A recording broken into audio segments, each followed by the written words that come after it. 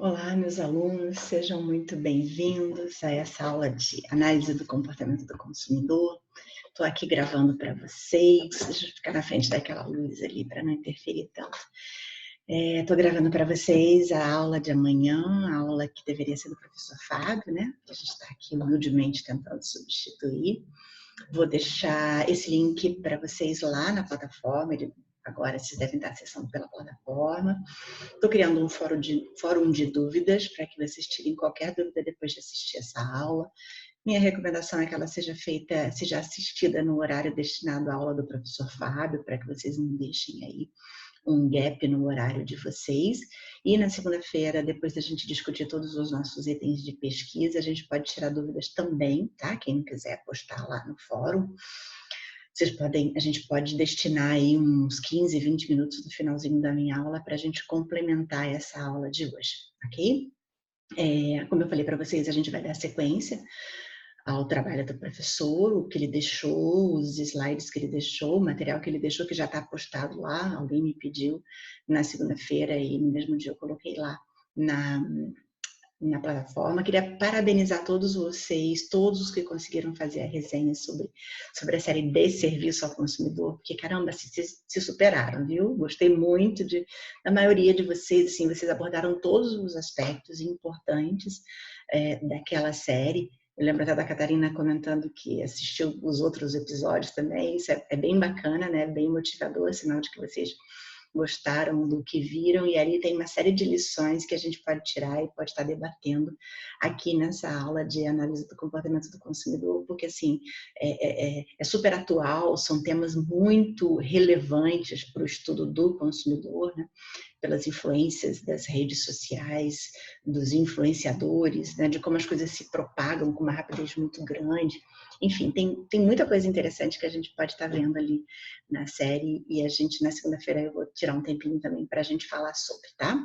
Mas agora eu vou compartilhar com vocês a tela lá a tela no material do professor, né? Através dele que a gente vai fazer o nosso trabalho hoje.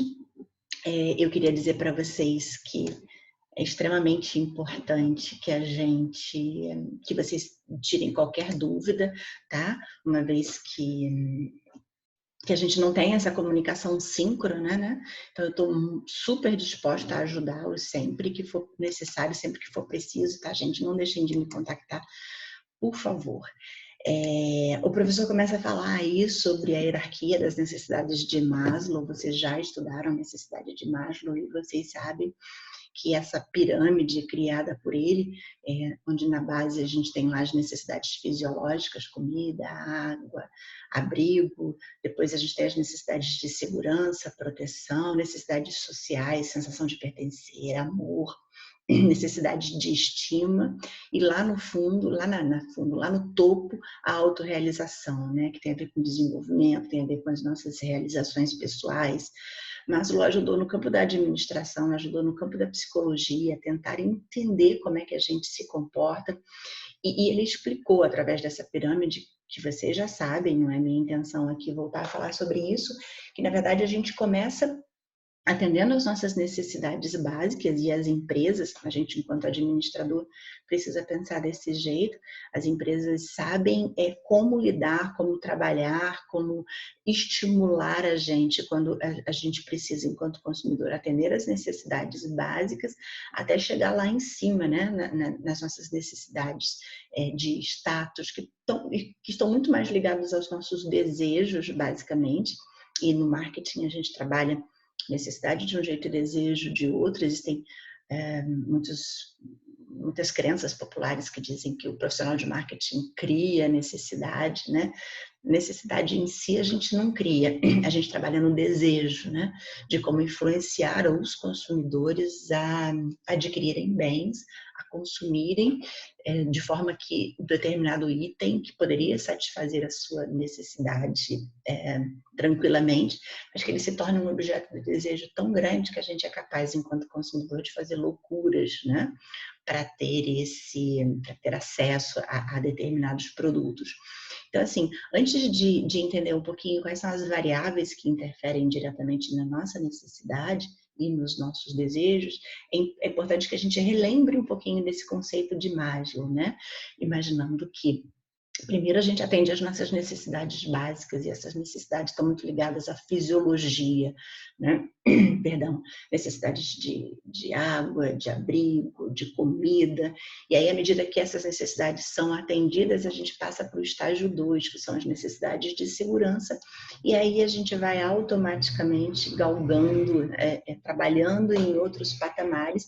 E o marketing, vocês como administradores, naturalmente, precisam entender em que estágio essas pessoas, esses indivíduos, esses consumidores estão para tentar satisfazê-los da melhor forma possível, né?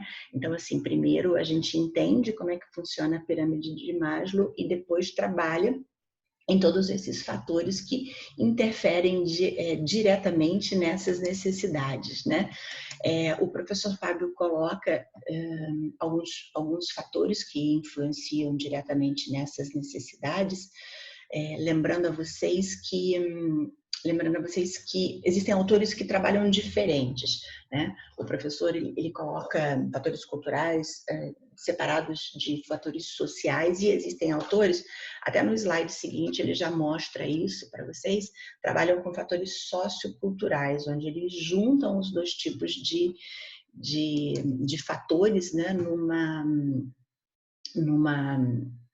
num fator só chamado sociocultural, e eles conseguem agrupar um pouquinho desses determinantes de comportamento de consumo dentro dos fatores socioculturais, tá, gente? Então, assim, dentro dos fatores culturais, como a gente está vendo na tela, a gente tem a cultura e a subcultura. Nos fatores sociais, a gente tem os grupos de referência, famílias, papéis e status, fatores pessoais. Depende da nossa idade, em que estágio de ciclo de vida nós estamos, né? Qual é a nossa ocupação naquele momento, quais são as circunstâncias econômicas que a gente está vivendo. A gente está vivendo um momento agora, por exemplo, né, onde eu até pedi que vocês lessem um artigo sobre como o Covid está mexendo com a nossa economia e o quanto quanto essa situação tem interferido na nossa forma de consumir, né? Se a gente está consumindo mais de e-commerce, se a gente está consumindo mais de deliveries, enfim.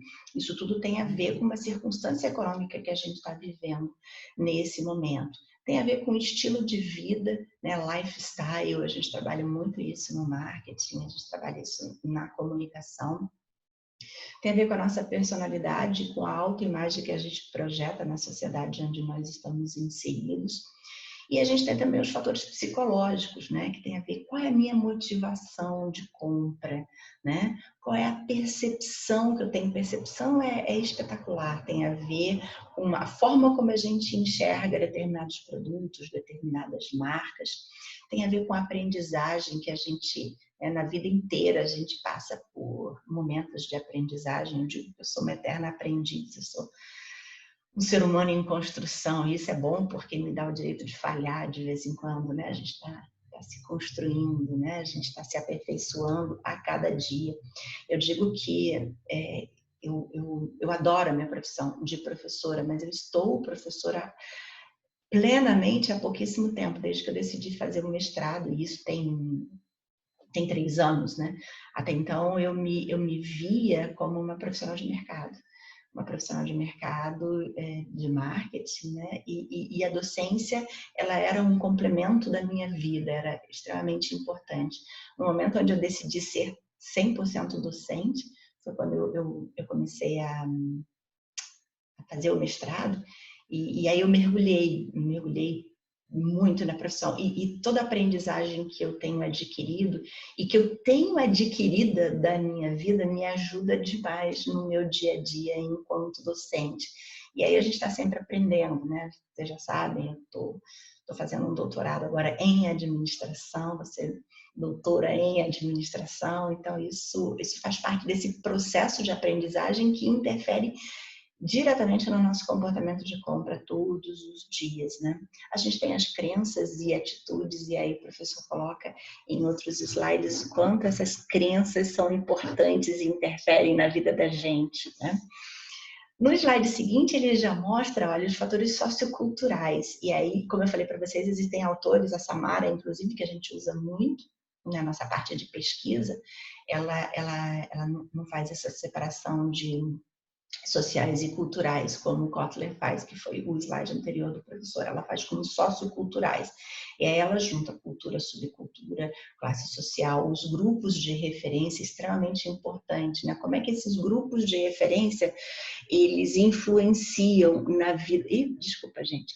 Eles influenciam na vida da gente. O quanto a família... Quando a gente é pequeno, a gente tem uma influência enorme dos nossos familiares, né?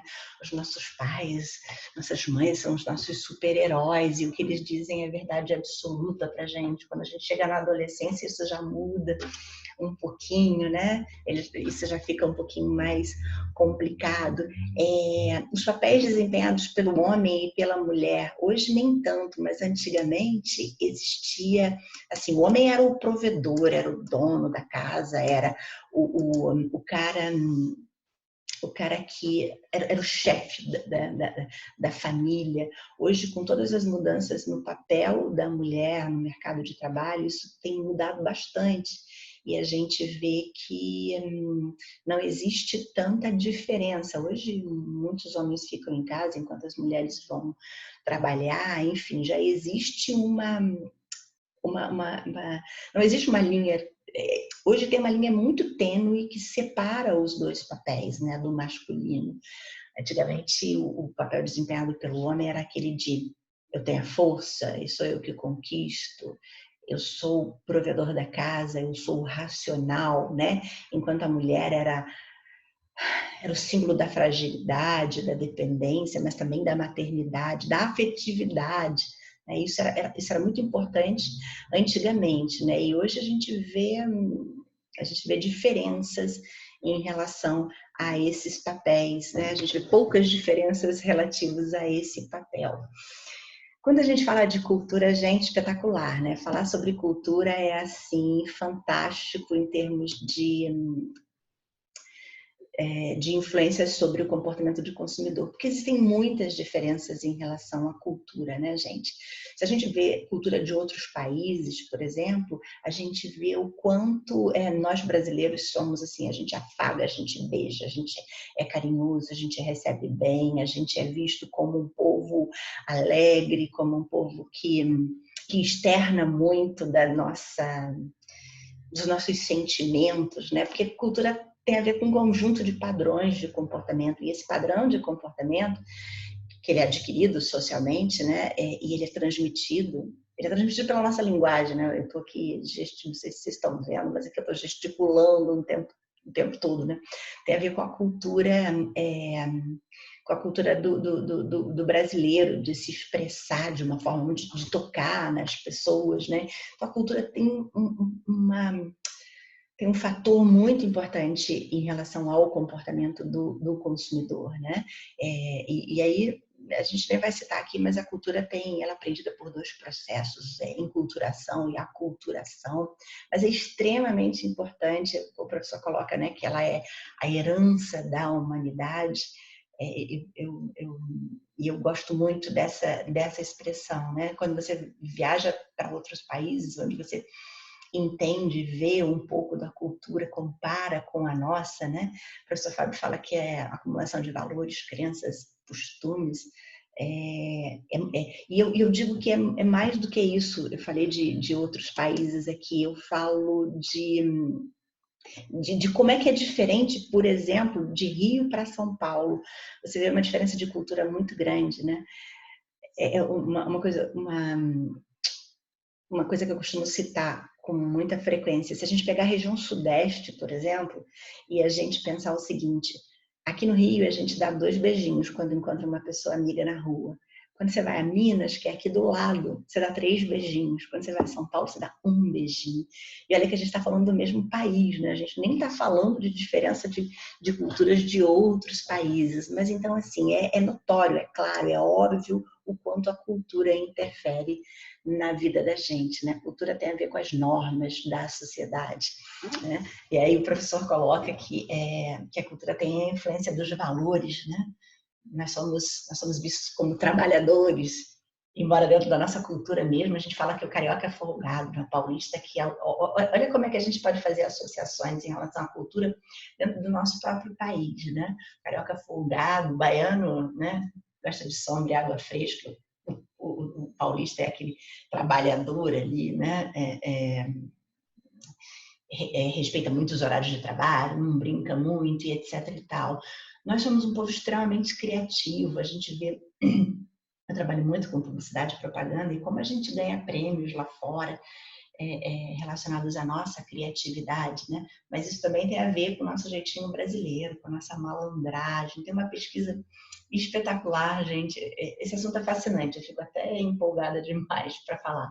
Mas eu tenho uma pesquisa fascinante que, se eu tiver a oportunidade, na aula de pesquisa, eu vou mostrar para vocês, me cobrem isso, que mostra a diferença entre o carioca e o paulista. Eu trabalhava nas Sendas nessa época, era gerente de marketing das Sendas, e a Giovanni FCB, que era a nossa agência, uma agência internacional, de origem italiana, muito importante, estava para perder a conta das Sendas, porque o Pão de Açúcar tinha comprado as Sendas, para a Duda Propaganda, que é do Duda Mendonça. Na ocasião era, inclusive, marqueteiro, né, do presidente, do Lula. E aí a Giovanna FCB resolveu fazer uma pesquisa para mostrar a diferença entre o paulista e o carioca, que tem a ver com essa cultura que a gente está falando, né? E que, assim, o jeito de transmitir uma mensagem do paulista, ou seja, da agência que ia pegar a conta das Sendas, não seria bem entendido pelo carioca, porque a gente tem maneiras, formas diferentes de nos comunicar. E olha que a gente está falando, de novo, do mesmo país. A gente está falando da mesma região, da região sudeste, como nós somos diferentes. Então, assim, como a cultura, essa cultura que a gente adquire, ela interfere no nosso comportamento de compra, nas nossas escolhas, né? Na forma que a gente tem de julgar marcas, produtos. Então, assim, é extremamente importante que a gente entenda esse comportamento do consumidor e entenda como é que ele é formado para que a gente possa inserir uma mensagem correta para os nossos consumidores, né? O professor fala sobre crença, né? Deus é brasileiro, a gente ainda brinca. Nós, da torcida do Fluminense, a gente brincou quando o Papa João Paulo esteve no Brasil, que Deus era brasileiro e o Papa era carioca, né? Agora, quando o Papa argentino, o Papa Francisco assumiu, ele ainda brincou. O Papa é argentino, mas Deus é brasileiro, porque é uma crença que extrapolou as fronteiras, né? Tão fora do país, inclusive. Então, crença é uma coisa muito importante que a gente vai adquirindo. Elas podem vir, existem vários tipos de crença na psicologia, mas a gente não vai entrar nesse mérito aqui. Antigamente se dizia que era uma crença que se a gente comesse manga, a gente não podia tomar leite porque morria, que na verdade foi uma estratégia utilizada pelos donos de fazendas para que os escravos não comessem as mangas, que era de colheita, e ainda bebesse o leite, né? Então, assim, essas crenças interferem na nossa vida, né? São componentes da nossa cultura que precisam ser levados em consideração pelos profissionais. Costumes, tomar banho diário, gente, assim, de verdade, não é um costume de todos os lugares. Existem países onde a temperatura é muito baixa, as pessoas não tomam banho. A coisa de que o perfume francês foi desenvolvido para evitar que as pessoas cheirassem mal, acho que tem um fundinho de verdade, sim, né? Eu já tive algumas experiências que me falaram um pouquinho sobre isso. Estando na França, assistir novela, né? É um costume nosso no dia a dia. A coisa do beijo no rosto, como eu falei, beber com os amigos, gorjeta padrão de 10%, você sabe, a gente, né? Até se não cobrar, a gente já dá, porque é um costume nosso, a gente sabe que isso é uma crença tão forte que ela já passou a fazer parte do nosso dia a dia. Rituais, né? Domingo, ir à missa, ir ao Maracanã, assistir o time jogar, beber com os amigos, pular carnaval, brincar carnaval. jogar as flores para Iemanjá, pular as 7 ondinhas lá, comer as uvas, né, na passagem do ano, lentilha, usar lingerie branca, porque vai dar sorte, se quiser paixão, usa vermelha, enfim. Tudo isso tem a ver com algumas crenças, rituais que a gente incorpora no dia a dia e que as empresas precisam entender, precisam respeitar, precisam trabalhar para que a gente possa, enquanto administradores, profissionais de marketing, oferecer o melhor produto para o nosso cliente a partir do entendimento dessa nossa cultura, né?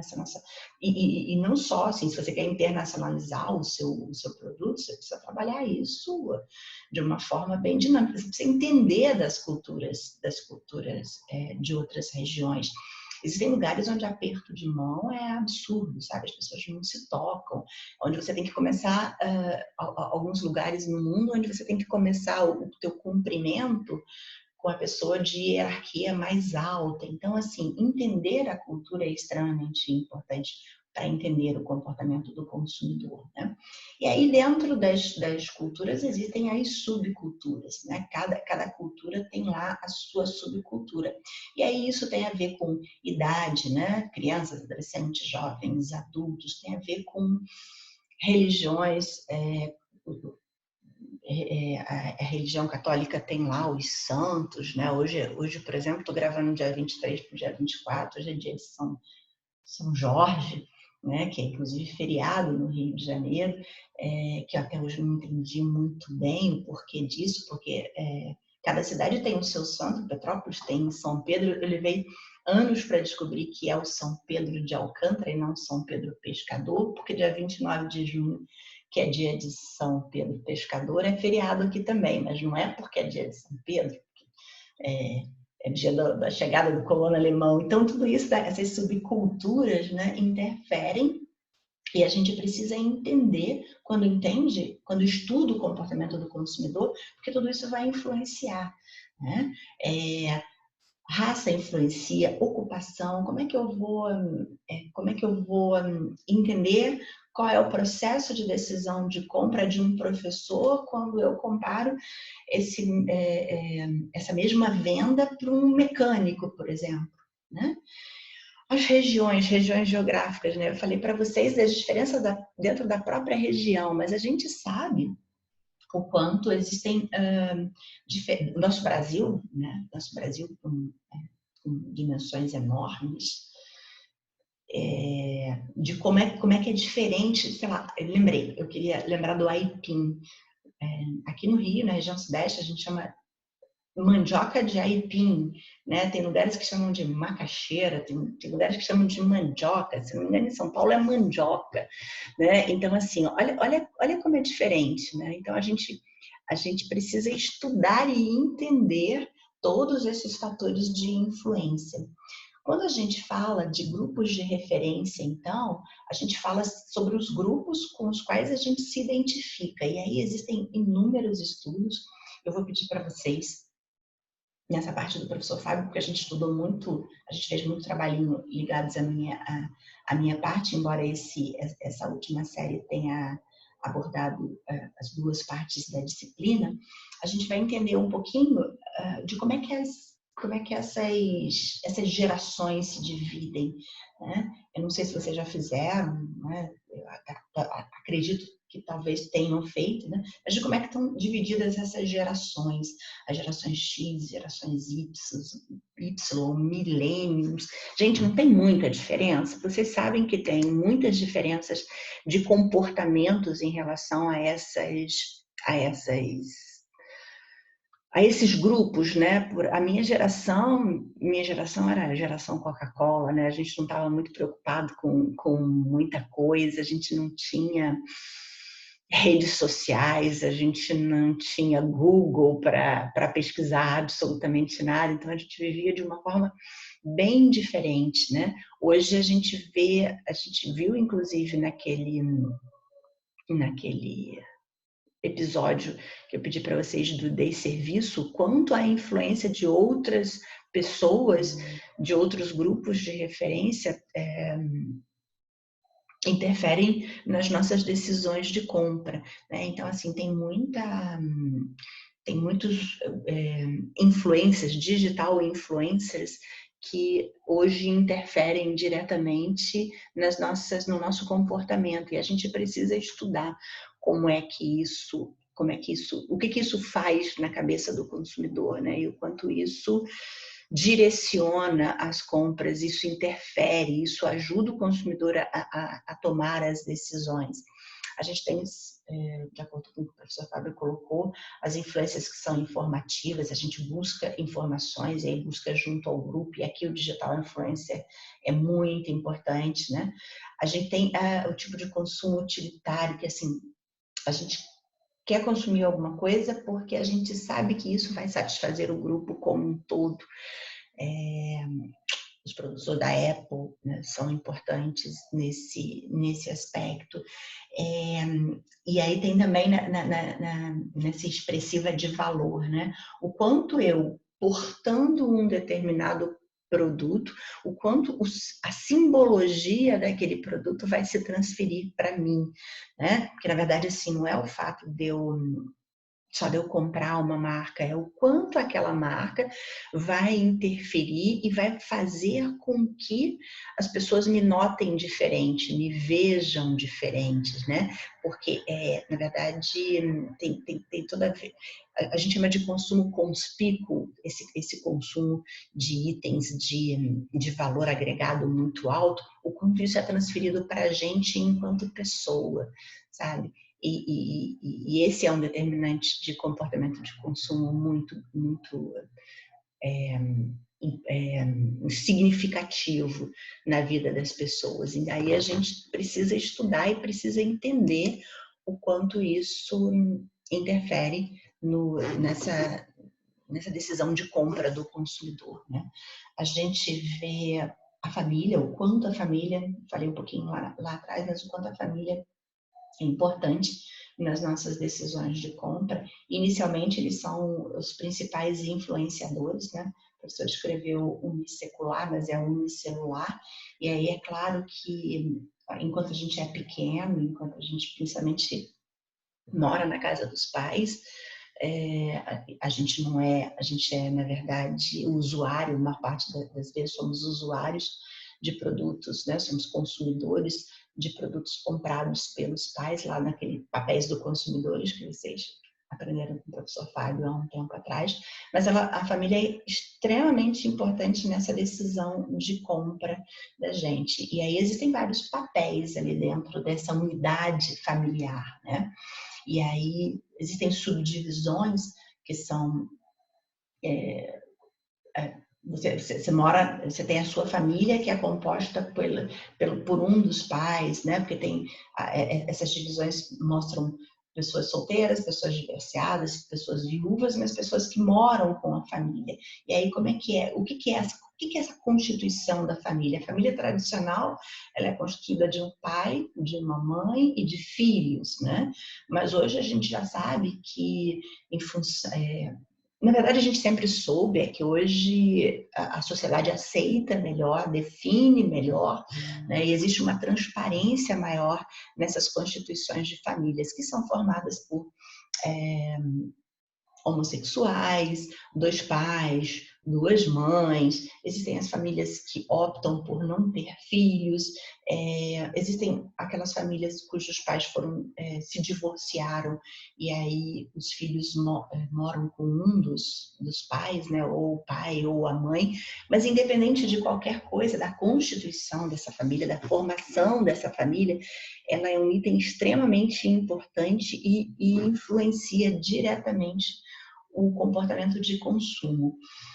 Ciclo de vida da família, né? A gente fala de família e automaticamente a gente precisa falar do ciclo de vida da família. E aí a gente tem vários estágios. O professor Fábio pegou essa tabela de algum lugar, mas tem um errinho aqui, não é nicho cheio, é ninho cheio. Nem sei se vocês já ouviram uma expressão também, que é a síndrome do ninho vazio, que é quando uma família que é constituída por pais e filhos, de repente os filhos crescem, partem para a vida adulta e aí saem de casa, e aí os pais têm aquela sensação de ninho vazio. Os pais continuam consumindo as mesmas coisas, continuam fazendo compras grandes, absurdas, né? Como se tivessem a família inteira reunida, porque ainda não conseguiram entender, não conseguiram perceber que, enfim, que mudou e que naturalmente esses decisores, né, de compra precisam mudar os seus papéis e precisam mudar as suas formas de fazer compras. Eu posso dizer para vocês que assim, eu meio que vivo uma situação um pouco parecida com essa, né, de síndrome de ninho vazio, porque minha filha foi trabalhar fora e mora no Rio. O meu filho, nessa situação agora atual, não, mas assim, foi estagiar, coincidiu exatamente com a minha separação, do meu ex-marido, e eu continuava fazendo aquelas compras enormes de supermercado, assim, ia comprava, sei lá, eu não bebo refrigerante, eu comprava uma PET com 6 refrigerantes de 2 litros de Coca-Cola, sendo que assim, sabe, desnecessário completamente, né? Aí comprava 500 gramas de queijo, 500 gramas de presunto, nossa, toda semana eu jogava. Demorei, sabe? Olha que eu, né, me considero uma pessoa antenada, ligada, entendo o quanto esse ciclo de vida da família interfere na vida e no consumo, mas demorei para me adaptar. E aí a gente precisa entender em que estágio de vida, né? Como é que qual é o padrão de consumo dos nossos consumidores dentro desses papéis dos consumidores. O professor Fábio tem, né, várias subdivisões aqui de ninho cheio, de ninho cheio 2, 3, ninho vazio, né? Aqueles solitários, profissionais que moram sozinhos, mas que continuam nas suas atividades profissionais. E aí vocês podem estar se perguntando assim, mas é importante que a gente entenda cada uma dessas fases, cada um desses estágios? Sim, gente. E aí eu sempre volto no meu clássico exemplo de supermercado, né? Para dizer para vocês que é bobagem você só ter uma embalagem de 5 quilos de arroz na sua loja, se a maioria das pessoas que você atende não compram 5 quilos de arroz porque estão num outro nicho, estão num outro ciclo de vida de família. Ou então que, assim, por mais que muita gente ainda compre os pacotes de 5 quilos, você também precisa ter de 1 quilo, de 2 quilos para atender a esse outro segmento, a esse outro nicho de mercado que existe, porque a vida é cíclica, né? Porque existem pessoas que se enquadram dentro desses ciclos. E aí é preciso entender isso para entender o comportamento do consumidor e para poder oferecer produtos que atendam às necessidades, né, desses consumidores. E assim, se a gente estudar as gerações, se a gente estudar esses ciclos, se a gente estudar como é que isso está evoluindo, a gente vai perceber uma série de coisas que talvez sejam claras para vocês, mas que talvez vocês não tenham parado para pensar. Hoje em dia, antigamente, sei lá, vou pegar o caso da minha avó, com 15, 18 anos, a menina se casava, saía de casa, formava família, não tinha métodos anticonceptivos, e aí se engravidava assim, que casava e formava família, aquelas famílias enormes de 8 filhos, 5 filhos, 8 filhos e por aí vai. À medida que o tempo vai passando, aí trazendo para a geração de hoje, a gente vê cada vez mais os filhos ficando em casa, até mais velhos, até mais tarde, porque hoje não existe essa necessidade de se casar tão jovem, né? Então os filhos moram mais com os pais, moram por mais tempo com os pais, e aí assim, demoram mais a formar suas famílias, demoram mais a ter filhos. Muitas das vezes, quando antigamente, né, aí vou dizer agora da minha geração, né? Eu tenho 55 anos, mas eu me casei com 26 anos. E mesmo assim já casei e ninguém já achando que já estava ficando pra titia, né? A expressão que a gente usava. 2 anos depois eu tive filhos. Hoje a minha filha tem 27 anos, ela não casou ainda, não é noiva, mas tem planos para casar, mas não casou ainda. Provavelmente vai se casar por volta dos 30, não vai ter filhos logo em seguida. Ou seja, você vê você vê que os padrões de consumo, por causa desse ciclo de vida de família, vão se modificando com o passar do tempo. E o que isso tem a ver com o comportamento do consumidor, professora? A gente tem tudo a ver. Porque os jovens hoje, vocês jovens, vocês atingem determinado estágio na vida de vocês e muitos de vocês vão, por exemplo, ter a experiência de continuar na casa dos pais de vocês enquanto vocês trabalham, enquanto vocês fazem conquistas para depois casar. Outra parte vai querer morar sozinho, vai querer desbravar a vida sozinho. E aí vocês vão consumir itens que são destinados a uma faixa etária de vocês, destinados a um nicho no qual vocês pertencem.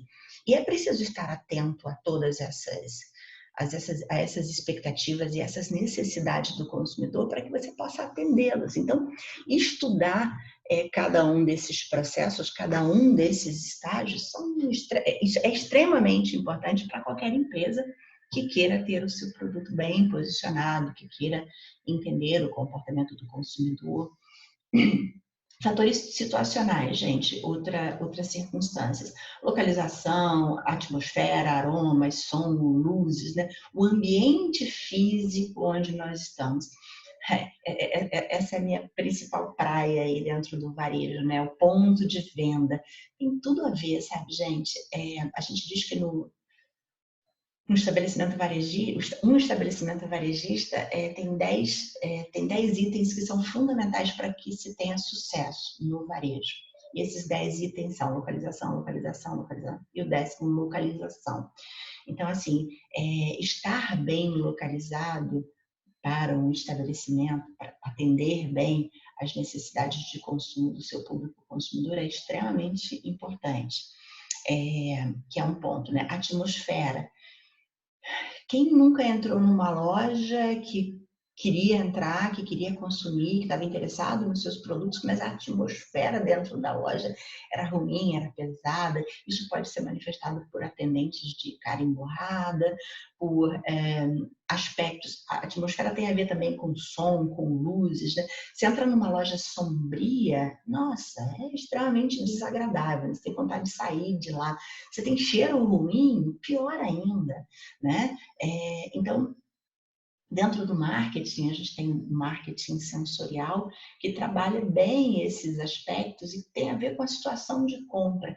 A gente estudou lá em pesquisa a situação de compra da cerveja long neck, né? A long neck não é consumida, por exemplo, na praia, onde vidro é proibido, onde não é o lugar adequado para consumo. Então, enfim, todos esses fatores situacionais interferem no comportamento do consumidor. O ambiente social, né, grupos com os quais nós interagimos em determinadas situações de compra, né?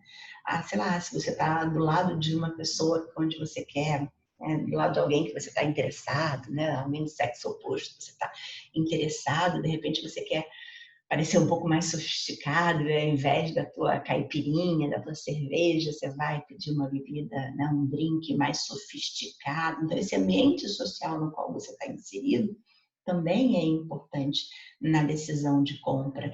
Tempo, disponibilidade, você tem tempo para buscar, para pesquisar, para saber onde é mais barato, onde é melhor, né? Então, tudo isso também depende da situação, por isso ele é chamado fatores situacionais.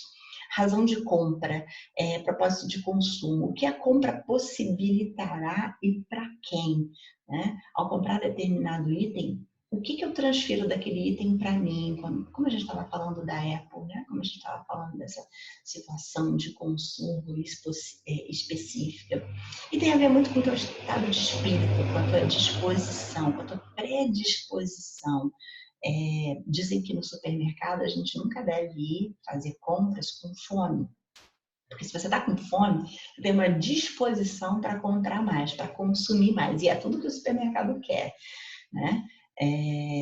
Então, assim, aconselha-se os consumidores, quando forem ao supermercado, que não vão com fome, né? Porque isso pode interferir diretamente na situação de consumo. E aí a gente entra nos fatores psicológicos, né, que são os mais encantadores, mas enfim, que eu também não vou me prolongar muito, né? A gente fala sobre motivação. Qual é a sua motivação para a compra? Eu preciso comprar porque eu preciso repor.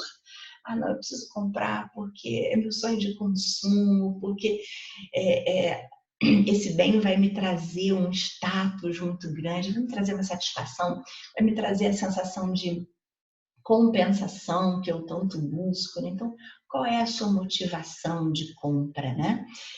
Tem a ver com a aprendizagem, como eu falei lá no início, a aprendizagem é um processo contínuo, e o processo de consumo é aprendizado, como o professor falou. Tem a ver com atitudes, as atitudes, nesses fatores psicológicos, tem um sentido diferente do que a atitude no dia a dia da gente. A gente chama de atitude o ato de fazer alguma coisa, né? Eu tomei uma atitude, eu fui lá e fiz, mas a atitude na psicologia é a predisposição a fazer, sabe? É a intenção. Tem a ver com a percepção, como é que a gente percebe? A gente vai falar um pouquinho sobre Gestalt, a gente vai falar um pouquinho sobre quando a gente olha determinadas figuras, qual é a percepção que a gente tem? Tem muito a ver com o lado cognitivo isso, a gente também estuda bastante na psicologia, e como é que o consumidor percebe o seu produto, como é que ele nota o seu produto, como é que ele entende o seu produto, é extremamente importante de se entender para que a gente possa,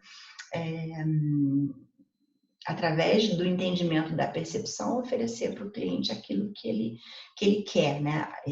Para que ele perceba de uma forma bem positiva. Personalidade, estilo de vida, autoconceito, né? Extremamente importante e a gente precisa estudar com ênfase. O professor vai falar um pouquinho mais disso aqui no decorrer dos nossos slides. E ele fala aqui um pouquinho sobre personalidade e estilo de vida, ele fala sobre o id, sobre o ego, sobre o superego e sobre esses traços de personalidade, né? Vou ler um pouquinho aqui o que ele colocou. O ego, o superego e o id são instâncias que formam a psique humana, de acordo com a teoria da personalidade, desenvolvida por Sigmund Freud, pai da psicanálise, né? Em seus estudos sobre psicanálise. O id é o componente nato dos indivíduos, a gente nasce com ele, gente. Ou seja, as pessoas nascem com ele. Consiste nos desejos, nas vontades, nas pulsões primitivas, formado principalmente pelos instintos, pelos desejos orgânicos, pelo prazer. O sexo está aqui, né? Esse lado irracional da gente, o responsável é o id. A partir do id se desenvolvem outras partes que compõem a personalidade humana, que são o ego e o superego. O ego surge a partir da interação do ser humano com a realidade, adequando aqueles instintos primitivos que estão lá no id, né, com o ambiente onde a gente vive. Então, a gente precisa se adequar. Não dá para ser irracional e só viver de acordo com os nossos desejos, né? A gente precisa equilibrar isso daí. E o ego é exatamente esse mecanismo responsável, né, para regular os impulsos, né, os nossos impulsos irracionais do id, e ao mesmo tempo ele tenta nos adequar ao ambiente que a gente vive, né, para que a gente possa viver em sociedade, tranquilamente em sociedade. O ego, a partir dos 5 anos de idade, mais ou menos, ele já começa a se desenvolver e aí ele começa a fazer parte lá da nossa personalidade, né? E o superego, que aí está no outro extremo, ele se desenvolve a partir do ego, né? E ele é a representação dos nossos valores, da nossa cultura, que a gente também vai absorvendo do meio ambiente, dos grupos de referência, da família, enfim. O superego, ele é um conselheiro, né? A parte bem racional, ele ajuda o ego, ele alerta sobre o que deve ser aceito, né? Ele reúne todos os princípios que a gente vai acumulando ao longo da nossa vida, né? E aí, gente, desculpa, eu falei do ego, mas é o superego que, segundo Freud, começa a se desenvolver lá no 5º ano de vida da gente, porque é aí, nesse momento, que a gente começa a ter mais contato com a sociedade, né? uma das formas, é porque antigamente a gente saía para a escola com 5 anos mesmo, né? Hoje, se Freud estivesse vivo, ele até ia rever esses conceitos deles. Através das nossas relações sociais, a gente começa a desenvolver melhor esse superego.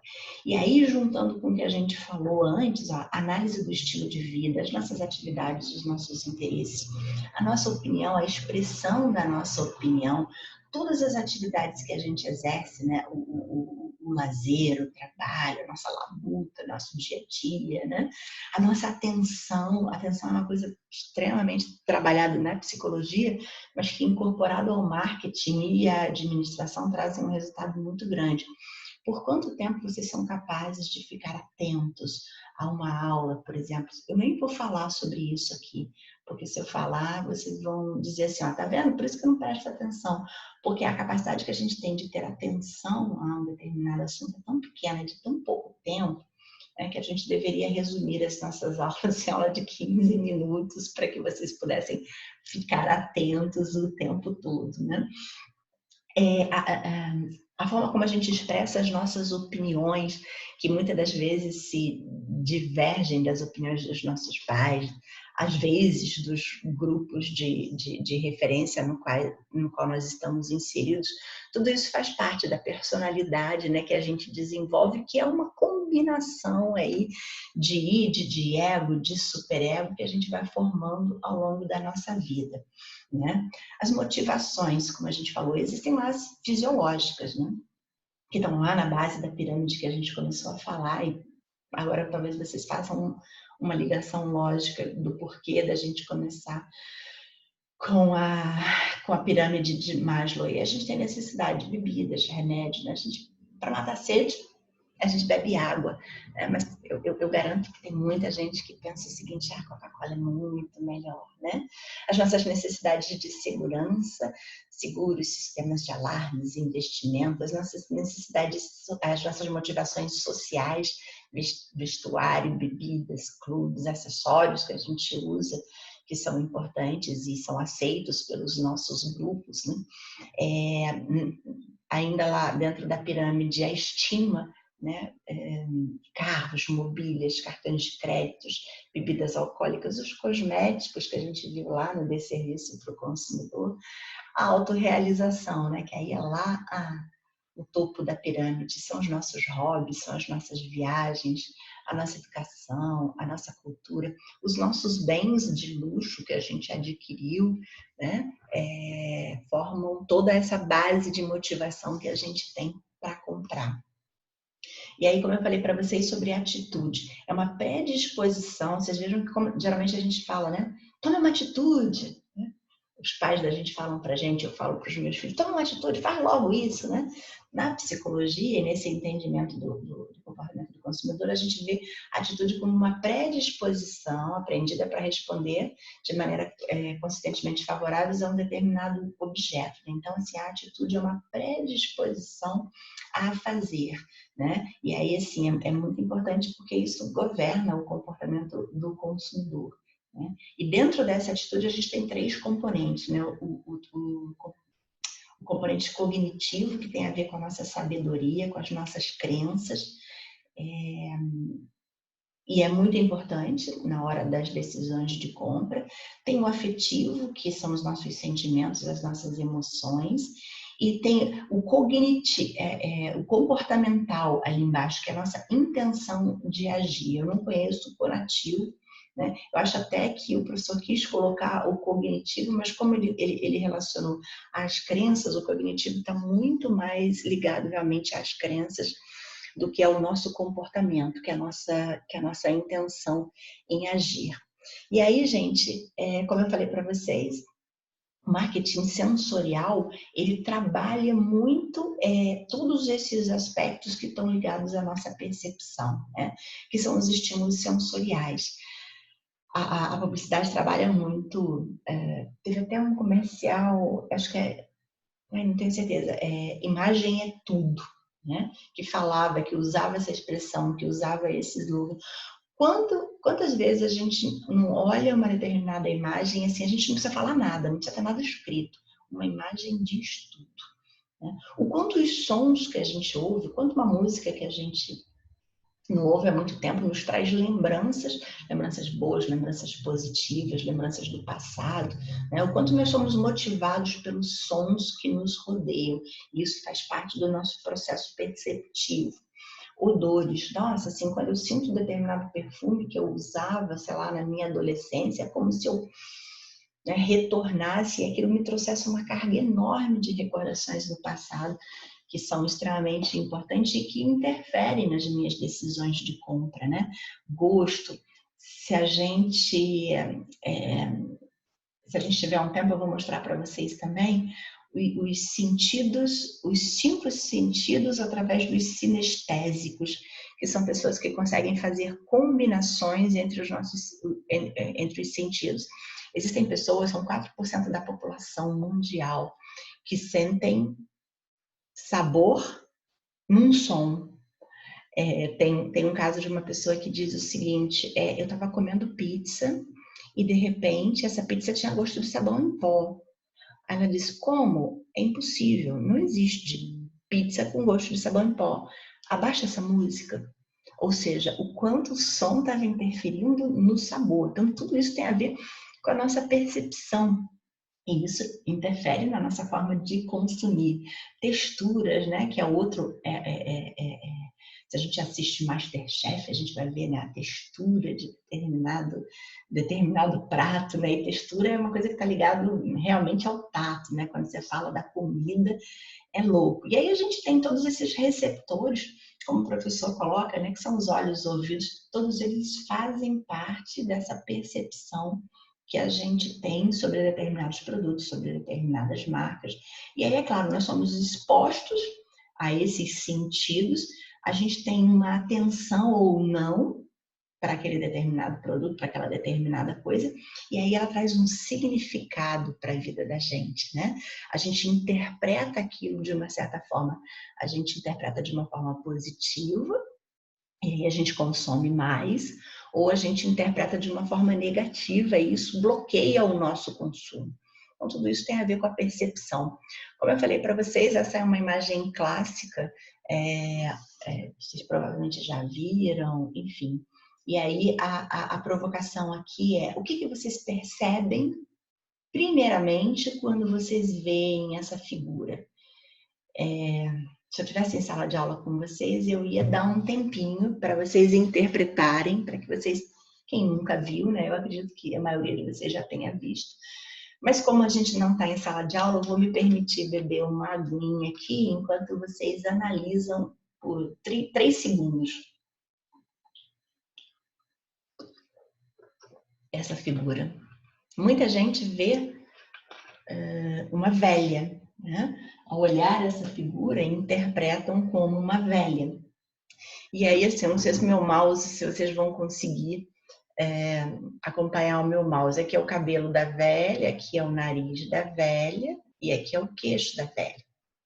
Mas tem muita gente que ao olhar essa figura vê uma jovem, né? Aqui também é o cabelo da jovem, mas aqui são os olhos no meu mouse, aqui os cílios, né? Aqui o pescoço, né? Ela tem um colar aqui, inclusive. Então, assim, e essa percepção depende de uma série de fatores, como a gente viu anteriormente. Às vezes depende de estágio de vida, às vezes depende de como é que você está, de como é que está a sua cabeça, de como é que você está motivada ou não a determinados consumos. Na sequência, ó, tem outras figuras, né? Aqui, de cara, a gente vê um cavalo. Eu não vou dizer não, aí depois a gente discute sobre isso para ver o que vocês me dizem, o que vocês acham sobre essa figura depois. Essa figura dá para ver um monte de coisa, mas o que vocês veem de cara, né? Dá para fazer essa interpretação? É uma figura que traz um monte de simbologias, né?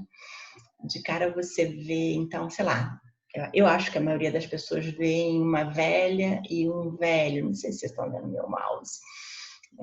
vestidos aqui com uma roupa tipo, sei lá, mexicano, né? Aí aqui no meio do que é a boca, do que é o nariz, tem um casal também que me lembra mexicano, né? Com aquele chapéuzão grande, com um violão. Aqui, ó, o que deveria ser a orelha do velho, tem uma mulher, aqui tem uma bebida. Tem muita gente que vê de cara, gente, um vaso aqui no meio, né? Esse vaso, na verdade, aqui a gente vai falar, e aí eu vou falar na próxima aula, porque eu acho que fica cansativo, né? Porque é a imagem e o fundo, né? E o que se sobressai na vida de vocês.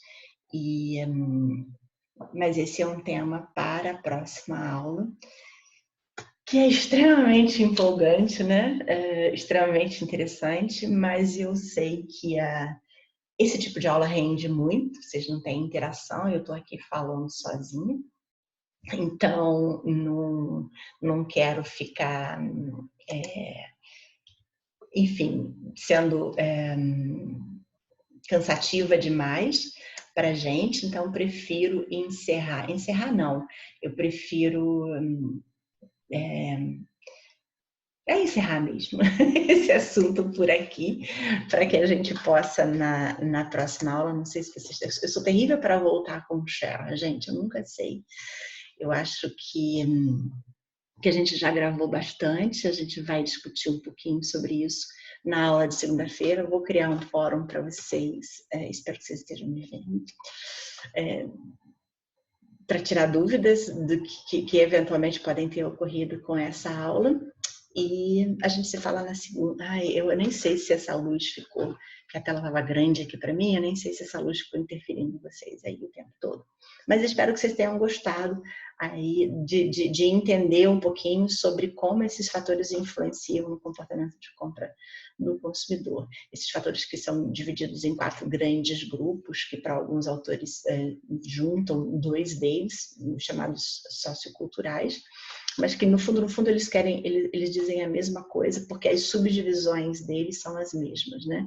Então, assim, existem fatores que influenciam mais, menos, dependendo do estilo de vida das pessoas também, do estágio de vida, dos grupos de referência, né? Mas eu espero que vocês tenham gostado. Vou postar essa aula para vocês, claro, vocês já estão vendo, então já está postada. Fiquem com Deus, bom final de semana. Estamos juntos na segunda-feira, se Deus quiser. Se cuidem.